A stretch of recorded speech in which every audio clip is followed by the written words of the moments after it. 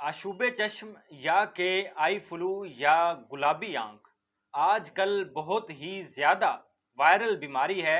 वैसे तो ये बीमारी खुद ब खुद ठीक हो जाती है, लेकिन अगर इसमें एहतियात ना बरती जाए तो इसमें आंखों की बीनाई भी जा सकती है।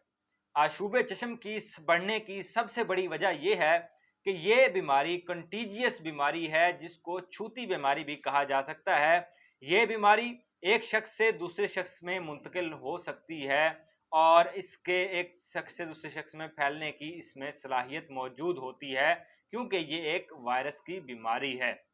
इस बीमारी की वजह से आपकी आंखों में जलन हो सकती है और ये आपकी आंखों में खारिश जो है वो पैदा करती है। ये ऐसी बीमारी है जो कि 4 से 5 दिन में खुद ब खुद ही ठीक हो जाती है, मगर इसकी कोई अभी तक दवाई मार्केट में मौजूद नहीं है, इसका अभी तक कोई इलाज दरियाफ्त नहीं हो सका। तो लिहाजा सिर्फ चंद एहतियाती तदाबीर हैं जिनको अपना कर इस बीमारी से खुद को बचाया जा सकता है। नंबर एक ये है कि आप अपनी आंखों को ब्लैक यानी कि काले चश्मे से ढांप कर रखें जब भी आप बाहर निकलें, सवारी पर हों या कि पैदल हों।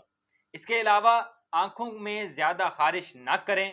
ठंडे पानी से अपनी आंखों को वक्तन फ़वक्तन धोते रहें। अगर आपको ये बीमारी हो चुकी है तो अपने अजीज़ो अकरबा, दोस्तों को, घर वालों को मिलने से परहेज़ करें ताकि वो आपकी इस बीमारी से बच सकें। अपना सामान, खाने पीने की चीज़ें, बिस्तर वगैरह भी अलग रखें और अपने घर वालों को इस्तेमाल करने ना दें। और आई फ्लू यानी कि आशुब चश्म बीमारी अगर आपको हो चुकी है तो आप अपने डॉक्टर से रुजू कर सकते हैं, मगर इसका अभी तक कोई इलाज जो है दरियाफ्त नहीं हो सका।